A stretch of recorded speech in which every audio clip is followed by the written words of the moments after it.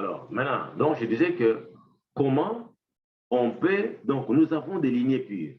On croise les rats blancs avec noir, on obtient, c'est-à-dire que si en génétique, on vous donne tout ce qu'il faut, on vous donne tout. La génétique, lorsqu'on pose une question, vous trouverez dans cette question, vous trouverez dans cette question qu'on vous donne la question, vous trouverez dans cette question la réponse aussi. Maintenant, ici, on vous dit que lignée parentale pure, blanc croisé avec noir. Alors, blanc croisé avec noir, voilà ce qu'on obtient 100% des rats noirs. Qu'est-ce que cela veut dire lorsqu'on dit qu'on obtient 100% de noirs? Alors, le facteur de l'écorration probable, cet individu, probablement, a comme génotype petit n, petit n. Et comme c'est un homozygote, c'est-à-dire constitué de même type d'allèle ou de même type de facteur génétique, il peut produire qu'un seul type de gamète, N. L'autre aussi, c'est un homozygote, mais par le fait que ici nous avons 100% des noirs, ça signifie que noir est dominant, raison pour laquelle nous avons écrit noir en majuscule. Nous avons écrit noir en majuscule. Donc, raison pour laquelle nous avons écrit noir en majuscule, c'est-à-dire que noir est dominant.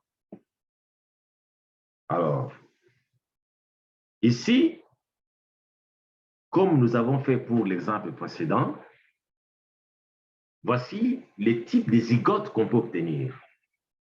N, voilà, il est là.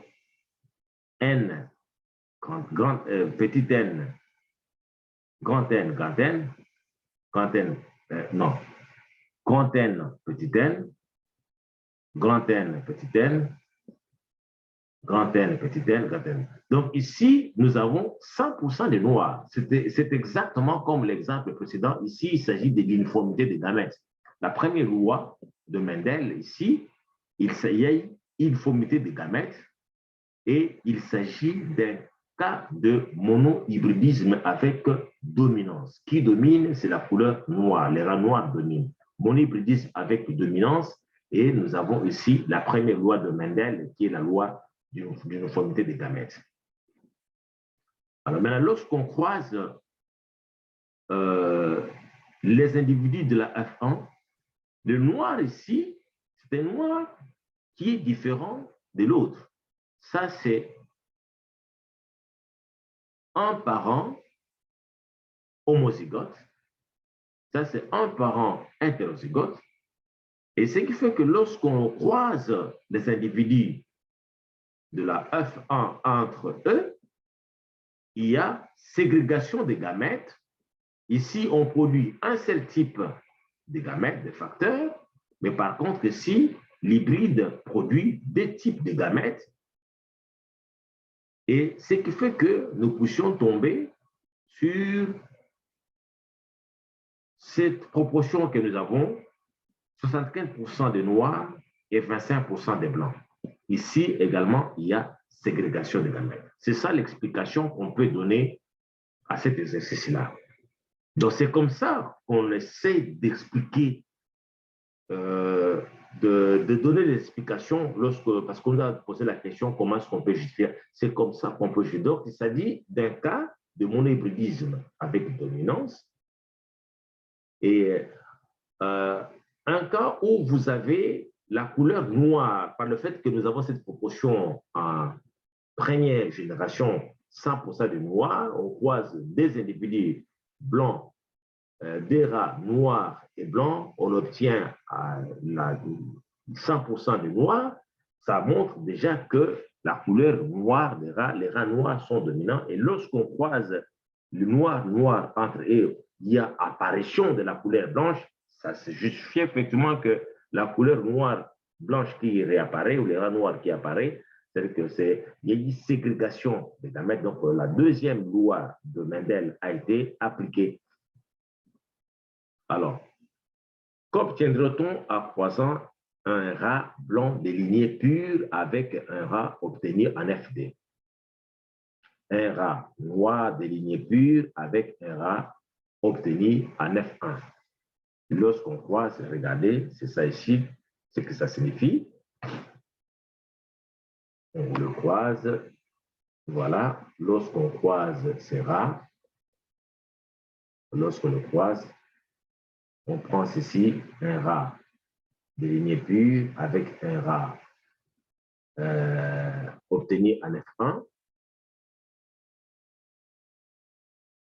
un rat noir de lignée pure avec, lorsqu'on croise ici, ça c'est les blancs, ça c'est lignée pure, on croise avec ces rats noirs. Qu'est-ce qu'on obtient? Voilà. En F3, nous avons ceci. C'est la même chose. Étant donné, ça, au fait, c'est quoi? Étant donné que les rats noirs en FD peuvent avoir deux génotypes ici, en F2. En F2, rappelez-vous, ces rats noirs peuvent avoir deux génotypes. N, grand N, et grand N, petit n. C'est vrai. C'est-à-dire que ici, on ne sait pas. Parce qu'en FD, nous avons le noir, il y en a deux. Nous avons le noir de race pure et noir hétérozygote. Mendel a trouvé ces moyens pour distinguer, n'est-ce pas, essayer de résoudre ces problèmes-ci. On appelle ça les tests cross. On appelle ça les tests cross. Les tests cross, lorsqu'on veut, vous avez un individu, on sait qu'il s'agit d'un cas de monohybridisme avec dominance. Alors, on croise un individu de la FD hybride, on doit croiser avec un individu, l'un des parents, un individu homozygote récessif. Parce que, pourquoi homozygote récessif? Parce que le caractère de l'homozygote est déjà connu. Maintenant, le problème est de savoir les traits à côté. Parce qu'on ne peut pas dire d'emblée que ces traits ici que nous avons ici, c'est grand N ou petit n. On ne peut pas dire. Mais c'est à partir des résultats que nous obtenons en F3 qu'on peut déjà imaginer. Parce que lorsqu'on croise, on dit que nous avons en F3, quand on croise, nous avons le noir, un individu noir, nous avons blanc, nous avons noir, et nous avons donc 50% de noirs, 50% de blancs. Alors, partout il y a des noirs, des blancs. L'unique possibilité, étant donné que pour que les blancs s'expriment, il faut qu'ils soient à l'état homozygote, donc partout il y a le blanc, les traits, automatiquement on remplace par N minuscule. Alors si on remplace par N minuscule, cela veut dire que pour obtenir ces résultats, si 50% de noirs, 50% de blancs, il faut absolument que l'individu noir que nous avons au départ soit hybride, hétérozygote. Supposons que cet individu est homozygote. Supposons que nous remplaçons le trait ici par grand N. Si nous remplaçons par grand N, la proportion phénotypique qu'on aura ici ne pourra pas être 50%. Parce que si nous remplaçons par grand N, nous aurons en F3 100% de noirs hétérozygotes. 100%. Mais dans la question, on nous dit que nous avons 50% noirs, 50% blancs. Alors, pour que nous ayons cela, cet individu-ci de la F2 doit forcément être un hétérozygote. C'est ça que ça signifie. Donc, étant donné que les rats noirs en F2 peuvent avoir deux génotypes, grand N et grand N, Mendel trouvant un moyen de les distinguer appelé test cross. Donc, ce que nous sommes en train d'expliquer, ce que nous sommes en train de faire pour déterminer les traits, déterminer le facteur responsable de la coloration de rat en noir, c'est ça qu'on appelle le test cross. Un organisme dominant, mais génotype inconnu, est croisé avec un récessif des génotypes connus. Et on obtient 50% des rats noirs et 50% des rats blancs dans les traits. Et nous avons dans ces traits CN. Alors là, c'était les cas, un exemple. Les exemples sont légion. Vous allez voir ça aux travaux pratiques. Nous allons faire beaucoup d'exercices. Peut-être prochainement, avec tout ce que je vous donne comme explication, probablement prochainement, nous allons faire rien que des exercices. Parce que si je vous amène un peu dans les bains, je veux vous montrer un peu comment ce que... Parce que la génétique, avant qu'on puisse parler des explications, il faut absolument, avant qu'on fasse l'exercice, nous devons d'abord commencer par définir certains concepts. On définit d'abord par certains concepts. C'est à ce moment-là que nous allons commencer à faire beaucoup d'exercices. Alors, maintenant, je vous avais dit qu'il y a aussi l'hybridisme. Là, c'est les cas que nous venons de voir, c'est les cas des monohybridismes. Monohybridisme, c'est un croisement qui diffère par un seul caractère. Ici, nous avons deux caractères. Et nous sommes ici, comme que ce soit le premier cas, comme le deuxième cas, il s'agit de l'assortiment indépendant. Nous sommes dans les cas de gènes non liés. Les gènes ou le facteur, le caractère non lié. Les caractères indépendants. Alors, il est très facile de comprendre les résultats obtenus dans un croisement hybride si on considère qu'il s'agit de l'addition de deux croisements monohybrides qu'il est facile de suivre de manière séparée. Ainsi donc, on peut calculer les probabilités jointes pour chaque phénotype, comme illustre cet exemple. Alors ici, dans les cas d'hybridisme, c'est-à-dire que nous avons deux croisements monohybrides combinés. Monohybridisme, parce que l'hybridisme, c'est-à-dire que nous avons deux monohybridismes. Trihybridisme, il y en a trois croisements monohybrides, mais ici, nous avons deux. On fait le deux, et puis, à la fin, qu'est-ce qu'on fait? On calcule les probabilités jointes. Premier croisement, deuxième croisement, on fait les probabilités jointes pour chaque phénotype, et voilà comment ça se passe. Croisement P1 entre parents. On croise un chat. Ça, c'est le cas d'hybridisme avec deux caractères. Le caractère, nous avons la coloration et aussi nous avons la taille ou la forme. Donc, couleur et forme, deux caractères. Dans le premier cas de monohybridisme, on avait vu seulement la coloration, mais ici, nous avons la coloration, nous avons aussi la taille. Alors, ici, on croise le chat noir avec un chat blanc. On les croise. Alors, qu'est-ce qu'on obtient en FD? J'ai séparé les deux. Hein? C'est comme je disais, pour faciliter les choses, je sépare le deux types de croisements. L'ensemble forme le d'hybridisme. Monohybridisme, plus 2, ça fait d'hybridisme. Alors, en F2, lorsqu'on croise, ça c'est phénotypiquement, on obtient en F1 le chat noir et long. Regardez. Noir avec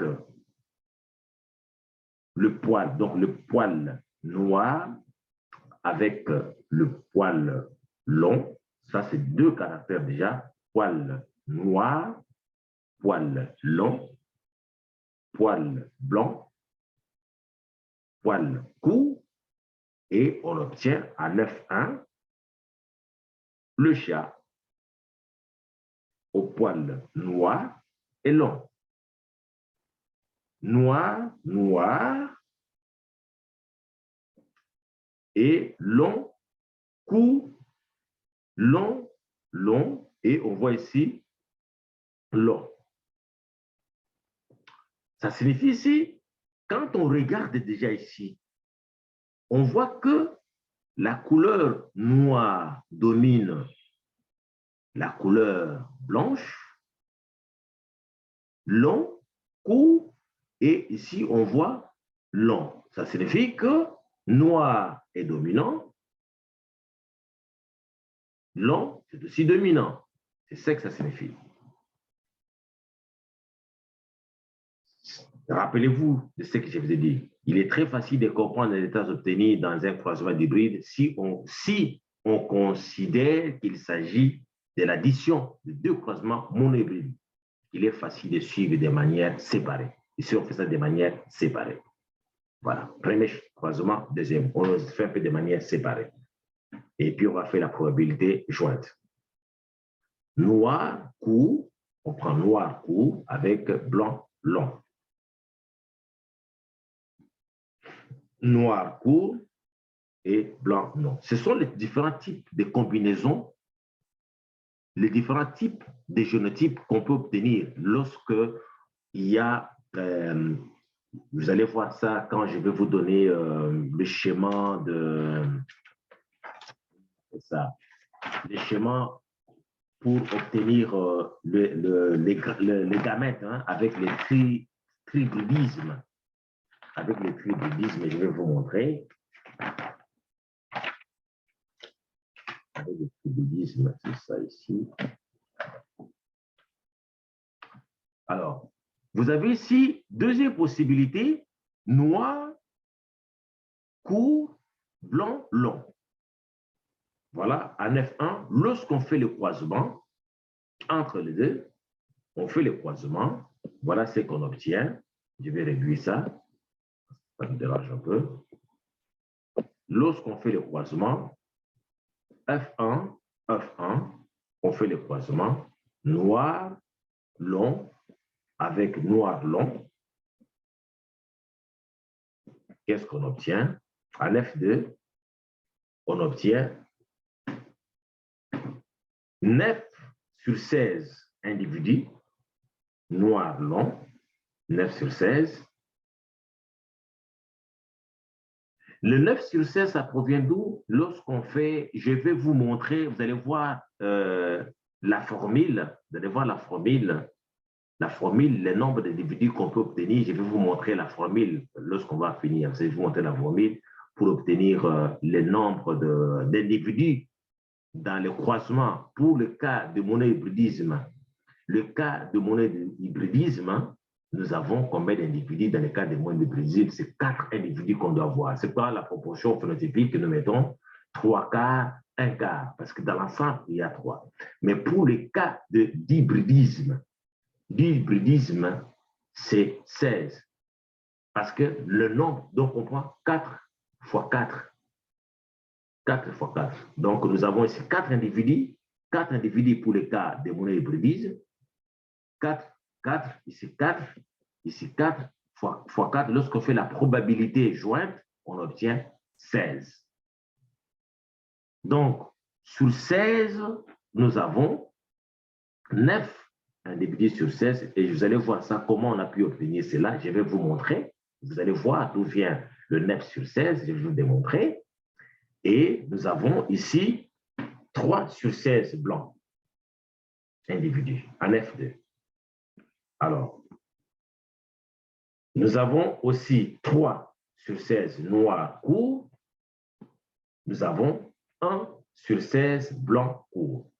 Alors, ce qui fait que la proportion phénotypique dans les cas d'hybridisme, lorsqu'il y a assortiment indépendant, c'est-à-dire que les gènes ne sont pas liés, nous avons, contrairement à ce qu'on a vu dans les cas de monohybridisme, nous avons vu 3 quarts, 1 quart. Ici, nous avons 9, 9, 3, 3, 1. Et ça vient d'où? Voilà. Ça vient de la probabilité jointe des phénotypes. Vous allez voir ça. On va vous montrer, mes amis. Ne soyez pas inquiets. Donc, voilà, je vais vous montrer ça. F1, nous sommes là. F1 est là. Je vous montre, ça vient d'où ce chiffre. Comment est-ce qu'on calcule la probabilité jointe? F1, noir long croisé avec noir court. FD parmi la descendance, F1 parmi la descendance probabilité jointe. Puisque nous avons dit que nous avons séparé les deux types de croisements pour la facilité de calcul.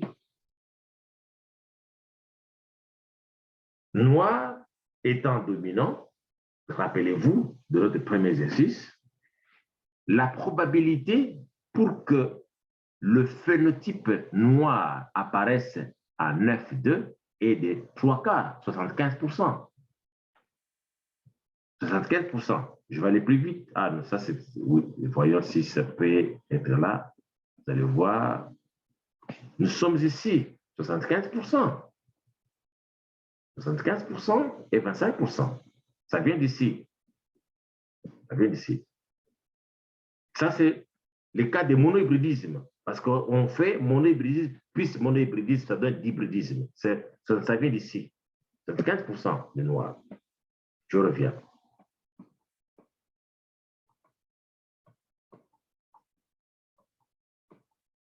Donc, 3 quarts, donc 75% de noir.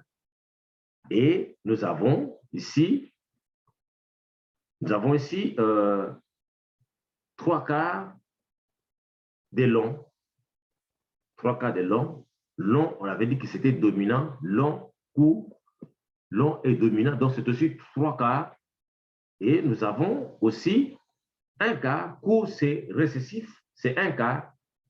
Alors, ce qui fait que maintenant, la probabilité jointe, l'origine de 9 individus, ça vient de 9 noirs, 9 longs, ça vient d'où?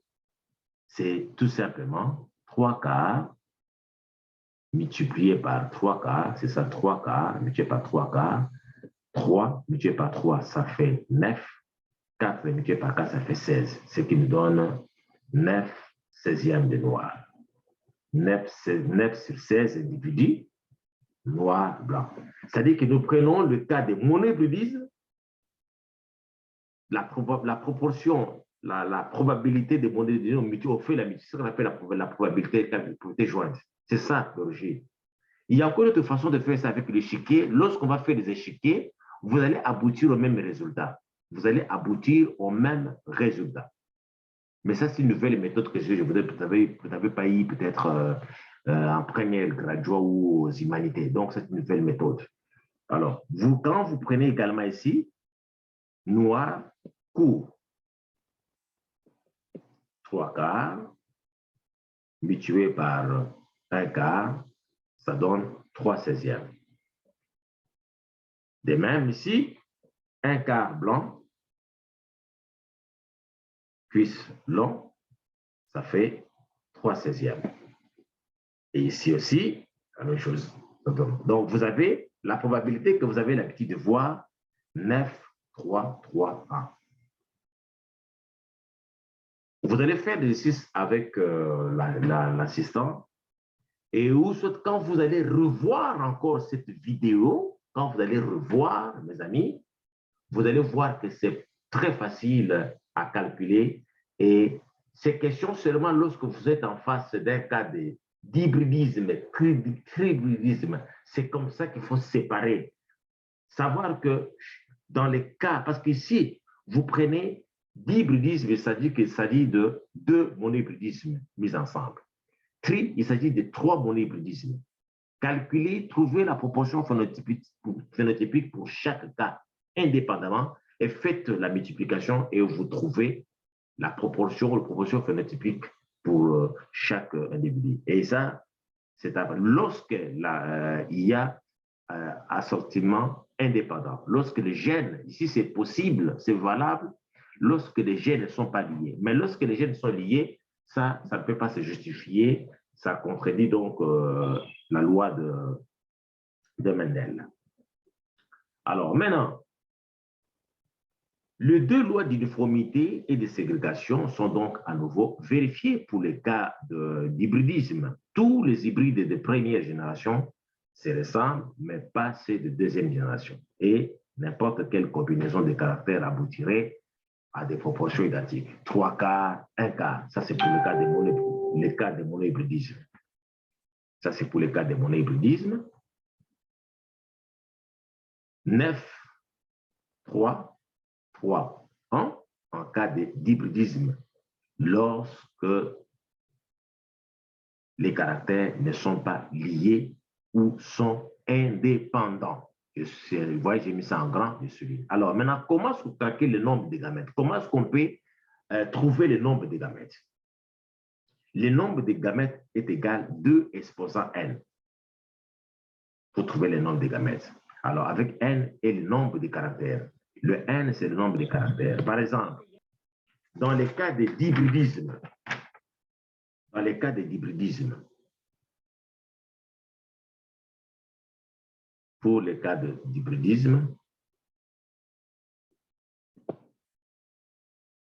les cas d'hybridisme, par exemple, d'hybridisme, nous avons 2 caractères. Dans les cas comme nous avons 2 caractères pour le d'hybridisme, ça signifie que nous aurons 2 exposant 2. Et combien de gamètes possibles qu'on peut avoir dans les d'hybridisme, c'est 4. Parce que 2 exposant 2, ça fait 4. 4 gamètes possibles dans les cas de d'hybridisme. Et si vous vérifiez, vous allez voir que nous avons, dans les d'hybridisme, nous avons 4 types de gamètes différents. Alors, dans les cas de tri-hybridisme, hybridisme, nous avons 2 exposant 3. Nous aurons 8 types de gamètes. Et nous allons vérifier cela. 8 types. Retenez bien, on aura 8 types de gamètes possibles qu'on peut avoir les individus dans un croisement avec 3 caractères différents. Nous aurons 8 types de gamètes possibles. Alors, rappelez-vous de l'échiquier, le nombre de cases des échiquiers, on va faire ça, on va faire des exercices avec les échiquiers, on va créer. Je vais vous montrer un exemple de l'échiquier et on fera aussi beaucoup d'exercices là-dessus. Le nombre de cas de l'échiquier de croisement, c'est égal à 2 exposant n multiplié par 2 exposant n. C'est ça ici. Comme d'habitude, le n, c'est le nombre de caractères. Alors donc, dans les cas de monohybridisme, nous aurons 2 exposant 1 multiplié par 2 exposant 1, ça fera combien? 4. Donc, l'échiquier que nous aurons pour les cas de monohybridisme va comporter combien de cases? 4 cases. Donc, on aura cases. Essayez de dessiner ça. Essayez de dessiner. Donc, vous aurez un peu quelque chose qui aura cette forme ici. Donc, je ne sais pas. Le case, est-ce que ça se voit? Voilà, 4 cases comme ça. L'échiquier que nous aurons. Ça sera sous cette forme. Pour le cas de monohybridisme, 4 cases. Alors, dans les 4 cases, donc, nous aurons 4 cases. Donc, je mets ça, par exemple,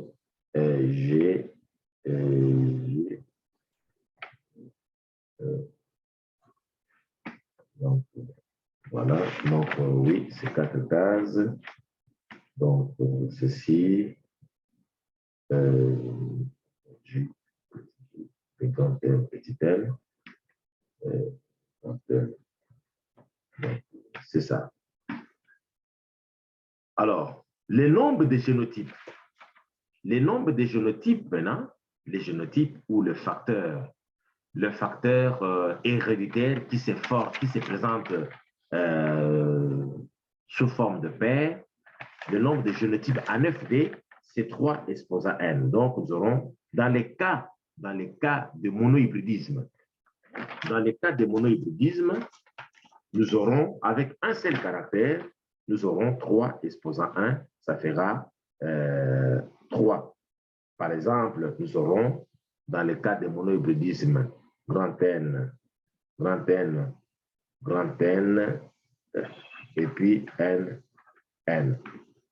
Voilà ce qu'on peut obtenir, par exemple, dans le cas de monohybridisme. Je ne sais pas si c'est visible.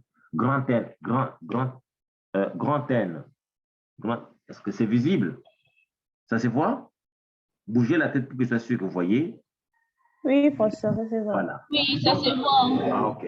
Donc, ça, c'est, vous voyez, N, 3 exposants N, dans les cas des monohybridismes, c'est ça que nous pouvons avoir comme situation. Alors, pour les cas de dihybridisme, c'est 3 exposants 2, donc nous aurons 3 fois 3, ça sera 9. Et ça, vous allez utiliser ça lorsque vous allez faire l'exercice au TP, et lorsque vous allez faire le... Parce qu'il faut avoir une idée lorsque vous voulez faire le chiquier, comment on va voir ça. Alors, maintenant, je vous montre, comme je disais, ici, un exemple de cas de trihybridisme. Je regarde l'air. 6 heures. Le cas, par exemple, de trihybridisme. Quand on parle de trihybridisme, considérez toujours qu'il s'agit de monohybridisme. Des cas, il y a dans trihybridisme, il y a 3 monohybridismes. Et au final, pour trouver le nombre de gamètes dans l'ensemble des gamètes, qu'est-ce qu'on fait? On utilise la probabilité jointe. Donc, il faut toujours considérer ça, ça deviendra plus facile. Alors, ici, par exemple, regarde dans les trihybridismes. Alors, vous avez, pour former les gamètes, cet individu, le A ici, peut produire un seul type de gamètes. Cet individu A. Comme il y en a 3, on peut avoir un seul type de gamètes. Ces caractères ici, ces génotypes, avec ces génotypes, on peut avoir un seul type de gamètes. Par rapport à petit a, rappelez-vous toujours le cas de monohybridisme, la probabilité pour que le grand A s'exprime en présence de petit a est de 3/4, 75%. Rappelez-vous toujours de monohybridisme. Alors, dans la combinaison, petit a, grand A va se combiner avec grand B. Et la probabilité pour que grand B s'exprime à présence de petit b, ça se voit que grand B est dominant et petit b est récessif. Grand B, c'est 3/4. Toujours confère le premier exercice de monohybridisme. Et grand B va se combiner avec grand C. Et la probabilité pour que grand C s'exprime, c'est aussi 3/4 parce que c'est dominant. Et voici donc le type de gamètes qui sera formé dans cette combinaison probable. Et vous allez voir qu'à la fin, nous allons aboutir, comme il s'agit d'un cas de trihybridisme avec 3 caractères, rappelez-vous de la formule, donc nous aurons 8 types de gamètes différents possibles dans ces croisements. 8 types de gamètes. Et B peut aussi se combiner avec petit c. C'est une probabilité. Le petit c étant récessif, c'est 1/4 la probabilité pour s'exprimer. Et à ce moment-là, nous aurons comme génotype A, B, petit c. Et grand A peut aussi se combiner avec petit b. Et la probabilité pour que le petit b s'exprime, c'est 1/4. Et le petit b peut se combiner avec ça, on appelle ça l'arbre généalogique. Donc, il s'agit de la formation de la F2 dans un croisement concernant 3 caractères et calcul de fréquence à partir d'un algorithme. Ça, c'est un algorithme associant au hasard les occurrences de phénotypes, ce qui revient à faire les produits de probabilités relatives à chaque événement simple. C'est ça que nous sommes en train de faire, mes amis. Voilà, cet algorithme que nous sommes en train de faire.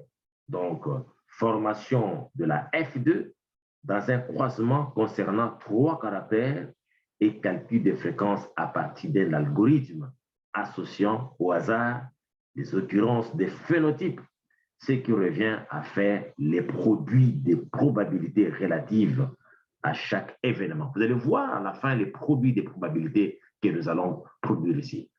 Alors, petit b, P aussi, c'est combiné au hasard avec petit c. Petit c, 1 quart. Rappelez-vous toujours la probabilité pour que le facteur récessif s'exprime, c'est 25%. C'est ça le 1 quart. Voilà ce que doit. De la même façon, on peut aussi avoir, nous avons fait avec, on a commencé avec les A, on peut aussi commencer avec le petit a. Le petit a, c'est la même chose. C'est la même chose comme on a fait ici. Ainsi donc,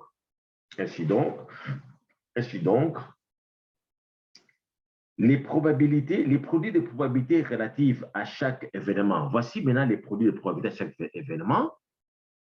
Première probabilité, ça c'est la proportion phénotypique, comme on a vu 9, 3, 3, 1. Ici, la proportion phénotypique dans les cas de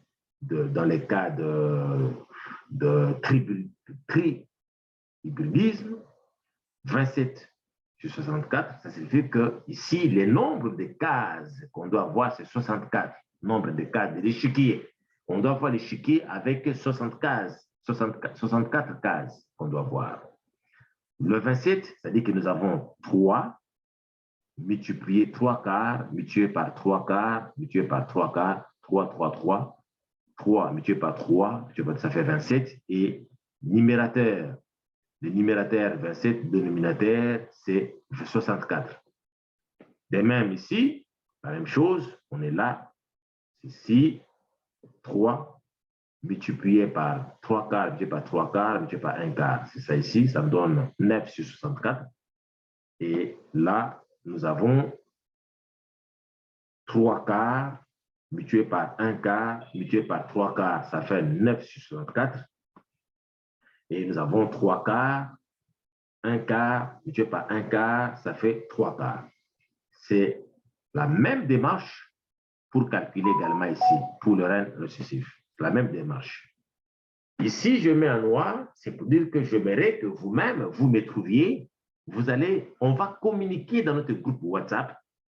Dans notre groupe WhatsApp, à la fin, vous allez m'envoyer la réponse dans votre groupe WhatsApp. Vous allez me dire ce qui se cache derrière cette coloration noire.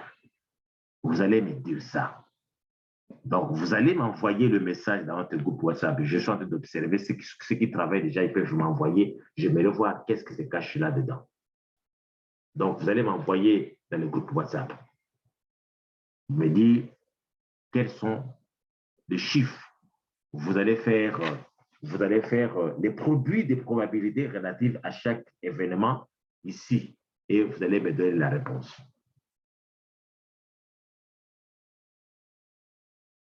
Alors, combien de gamètes seront produits dans la formation de la FD avec 3 caractères différents? Vous allez m'écrire dans notre groupe WhatsApp. Vous allez me répondre.